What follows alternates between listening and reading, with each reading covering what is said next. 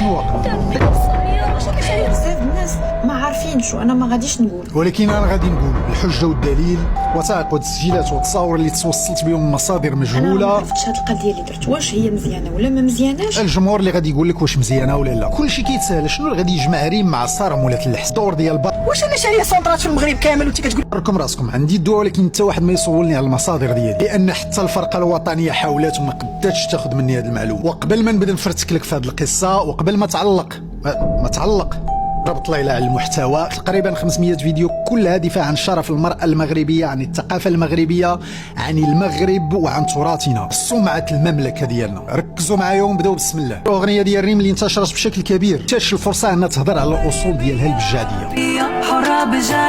مدينة أبي الجعد اللي هي أقدم من فاس وضاربة في التاريخ. عطاتنا محمد الشرقاوي أول وزير في أول حكومة مغربية، هو زوج أخت الملك الحسن الثاني. كي وزير التعليم، شرقاوي وزير الداخلية، منصور ياسين اللي كيهمنا في هذه القصة، رئيس المخابرات الخارجية والعسكرية واللي هو الرجل الثاني من بعد الملك في الدولة. مباشرة بعد الرجوع ديالو من الزيارة ديالو لأمريكا كتوصلني نسخة من العقد اللي سيناتو ريم مع نتفليكس، وين من بعد كتبان الصورة ديالها على شاشة أشهر ساحة في العالم تايم سكوير. ولا عرفتي الممثل مع من غادي تمثل غادي يضرك راسك، غادي يكون أضخم عمل في تاريخ نتفليكس. كاين نوتر بروجي ان شاء الله مسلسل. غادي نقول لكم لي ديتاي غير بشويه. عرفتك كتسال شنو دخل باطمان ومولات اللحسه في هذه القصه. هذا العقد اللي سيناتوري مع نتفليكس باش يكون نهائي خاصو يستوفي مجموعه من الشروط. كاين الشروط انها توصل لوزن 65 كيلو. المشكل انا كانت عندها فقط مهله ديال شهر باش تربح 6 كيلو. صغوبه على من غادا تعيط فيها مولات اللحسه. ديك الساعه كانت باقا ما سكنت في المرسيدس. السيده دارت فيها طبيبه وجدت ليها واحد الخلطه خاصه بها بواحد الثمن خيالي. المشكل من بعد سيمانه ريم كتصاب بالتسمم، كينقلوها للسويسي ديال الرباط مع الوحده ديال الليل. والمشكله عوض ما تربح 6 كيلو خسرت 4 كيلو.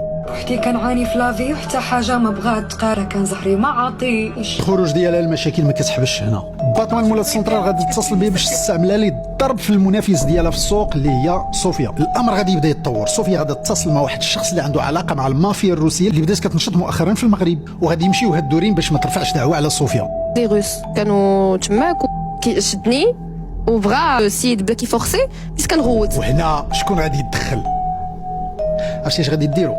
خليوني نضربها واحد النعسه باش نتخيل لكم التتمه ديال السيناريو، لان الافكار تقادات ليا. الله يسمح لينا منك المنصوري، راه حنا عا كنضحكوا عندك تكعب. وريم ما تكعيش، حنا عا كنضحكوا. البنت كنكتشفها نهار غنات على المغرب، وكنكتشفها اكثر نهار هضرات على الاصول ديالها البجاديه. السر ديال هذه المدينه انك فين ما وصلتي كتبقى ساكنه لك في العقل وفي العظام، كيعشي فيها كيما عشيش فيها. اضطر نقول لكم وناكد لكم بالله هذه القصه راه غير ضحك. فيديوهات كنديروا مره للاطلاله على الجمهور اللي ما عندوش مع هذا الخلاف الجزائري المغربي، واحد الجمهور اللي ربما ما كيهموش هذا الهجوم على المراه المغربيه، على الثقافه المغربيه،